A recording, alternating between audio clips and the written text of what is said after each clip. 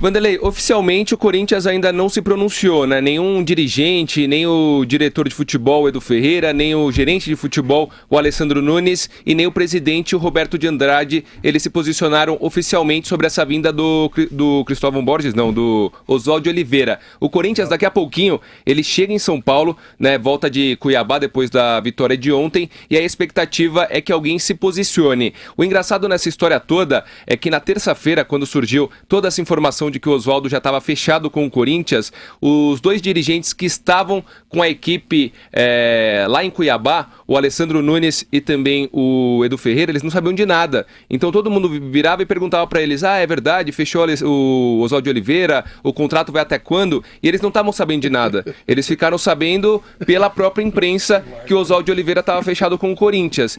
E agora a informação que surge é que o presidente Roberto de Andrade, que está bancando essa vinda do Oswaldo Oliveira, ele está muito pressionado para desistir. Então, fica no ar essa dúvida. O Oswaldo Oliveira, de fato, ele está fechado já, ele seria até apresentado hoje, né? Chegaria a São Paulo hoje, já fecharia com o Corinthians hoje. Mas, pelo visto, isso não vai acontecer, pelo menos por enquanto. Então, depois do desembarque do Corinthians, daqui a pouquinho, às 2h da tarde, no aeroporto de Guarulhos, a gente vai ter uma ideia melhor sobre o Oswaldo Oliveira. Alguém da diretoria deve se posicionar e deve dizer se o Corinthians, de fato, vai fechar com o treinador até o fim do ano que vem, né, quando acaba o mandato do Roberto de Andrade, ou se de repente essa negociação pode melar. A questão é, o Oswaldo pediu demissão do Sport, né, não é mais o treinador do Sport, a despedida foi ontem, perdeu da Chapecoense e na cabeça dele tá tudo certo que ele vai vir pro Corinthians, terceira passagem dele, né, mas fica no ar essa dúvida, não teve nada de oficial, então não dá para cravar 100%. Oswaldo Oliveira é o novo treinador do Corinthians, mas nos bastidores ele já é dado como certo, Vanderlei. Todos os indícios mostram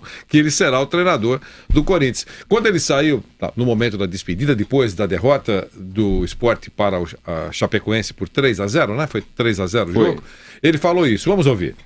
Bom, isso é desde o início, desde a saída do Tite, que na verdade eu recebi 3 convites do Corinthians, resisti aos 3 e agora uma situação de decisão que, sentindo que a minha possibilidade de permanência no esporte no ano que vem não tinha firmeza, não tinha